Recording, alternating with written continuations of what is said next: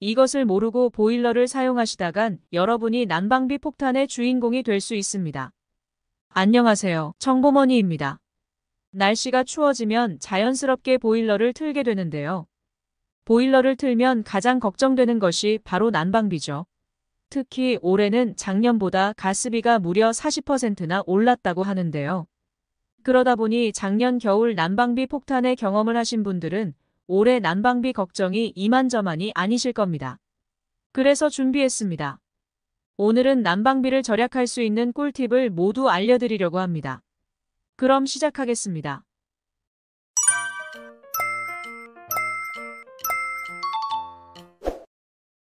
보일러 온도 조절기에는 보통 4가지 모드가 있습니다. 바로 실온 모드, 온돌 모드, 예약 모드, 외출 모드입니다. 이외에도 온수 기능이 있는데요. 이 5가지만 잘 설정하셔도 겨울철 난방비가 확 줄어든다는 사실 알고 계셨나요? 실온 모드는 원하는 실내 온도를 설정했을 때 온도 조절기 내부에 있는 온도 감지 센서가 실내 온도를 측정하고 설정해둔 온도보다 실내 온도가 낮으면 보일러가 돌아가면서 온도를 맞춰주는 기능입니다. 보일러 온도 조절기 맨 밑을 보시면 움푹 파인 구멍이 있는데요. 이 구멍이 바로 온도 감지 센서입니다. 보일러는 이 온도 감지 센서에 맞춰서 작동하게 됩니다. 예를 들어 실내 온도를 24도에 맞춰놨다면 온도 감지 센서에 24도가 될 때까지 보일러가 계속 돌아가는 것입니다. 기본적으로는 실온 모드로 사용을 하시는 게 적정 온도를 맞추기도 편하고 가스비도 더 적게 나오는 경향이 있습니다. 특히 실내 온도가 너무 많이 떨어져 있는 상태에서 보일러를 켜면 온도가 높아지는데 더 많은 에너지가 들어가기 때문에 가스비가 더 많이 나올 수가 있습니다. 그래서 평소에 보일러를 안 쓴다고 껐다 켰다 하시는 것보다는 적정한 온도를 설정해 두시고 보일러를 계속 켜두시는 것이 조금 더 절약할 수 있는 방법이 될 거예요. 그런데 실온 모드에도 예외적인 상황이 있습니다. 보통 온도 조절기가 벽에 붙어 있다 보니 벽에서 외풍이 많이 들어온다면 실내 온도를 제대로 측정하기가 어려워집니다. 이렇게 되면 실내 온도 조절도 잘 안 되고 잘못하면 가스비 폭탄을 맞을 수 있습니다. 만일 외풍이 심하고 단열이 잘 안 되는 집이라면 실온 모드보다는 온돌 모드를 사용하시는 것이 좋습니다. 집 바닥 아래쪽에는 난방수 배관이 있는데요. 온돌 모드는 그 난방수 배관을 흐르는 난방수의 온도를 맞춰서 설정하는 난방 방식입니다. 온돌 모드는 보통 최고 온도를 80도에서 85도 정도까지 설정할 수 있는데요. 일단 60도 정도로 먼저 설정을 하고 사용을 해보시고요. 너무 더우면 조금 내리고 조금 춥다 생각되면 조금 올리는 방식으로 조절해가면서 사용하시다 보면 여러분들이 원하는 실내 온도를 맞추시기가 조금 더 수월하실 거예요. 여기에 예약 모드까지 활용해 주시면 금상첨화입니다. 온돌 모드로 적정 온도를 맞추셨다면 그 후에 예약 모드로 전환해 주세요. 2시간 혹은 3시간 주기로 예약을 돌려놓으시면 됩니다. 이렇게 하면 기본적으로 온돌 모드로 바닥 온도가 높아진 상태에서 2시간이나 3시간마다 보일러가 돌아가면서 유지해주기 때문에 밤새도록 따뜻하면서도 가스비는 절약할 수 있습니다. 외풍이 심한 가정에선 온돌 모드가 난방비 절감에 효과적이라는 점 잊지 마세요.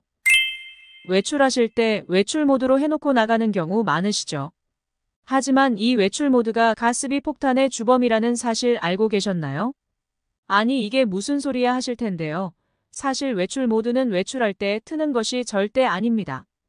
외출 모드의 원래 역할은 장기간 외출을 할 때 보일러가 동파되는 것을 막기 위해 최소한의 온도만 유지하도록 하는 모드를 말합니다. 여기서 최소한의 온도는 8도를 의미합니다. 즉, 실내 온도가 8도 이하로 떨어지지 않으면 보일러가 돌아가지 않는 것입니다. 그래서 외출 모드를 설정해 놓고 밖에 나가서 한참 있다가 집에 들어오면 집안 온도가 굉장히 낮아져 있는데요. 이 상태에서 다시 보일러를 켜도 온도 회복이 쉽지 않습니다. 그러다 보니 에너지가 많이 들어가게 되어 가스비 폭탄이 나올 수밖에 없습니다. 그러니 앞으로는 장기간 집을 비우실 때는 외출 모드를 해놓으시면 절대 안 됩니다. 그럼 어떻게 해야 할까요? 평소 설정하는 온도보다 3에서 4도 정도 낮게 설정을 해두시거나 앞서 말씀드린 예약 모드를 활용하시면 좋습니다. 이렇게 해놓으면 집에 돌아와서도 금방 집이 따뜻해지기 때문에 가습이 폭탄에서 벗어날 수 있습니다. 마지막으로 온수 기능입니다. 온수 기능은 우리가 샤워를 하거나 설거지를 할 때 사용되는 물의 온도, 즉 수돗물의 온도를 설정하는 버튼입니다. 보통 저중고로 되어 있거나 약중강 이렇게 3단계로 되어 있을 겁니다. 이 온수가 고나 강으로 설정되어 있다면 중으로 설정하셔서 사용하셔야 합니다. 고나 강으로 설정되어 있다면 물을 사용할 때 온도가 너무 높아 뜨거운 물에 차가운 물을 섞어서 적정 온도를 만들게 된다고 하는데요. 난방비는 비용대로 들면서 차가운 물을 섞어서 미지근한 온도의 물을 사용하게 되는 것이니 효율이 떨어지죠. 그러니 온수 설정을 중으로 맞춰주시고 사용하시는 것이 난방비 절감 효과를 볼 수 있습니다.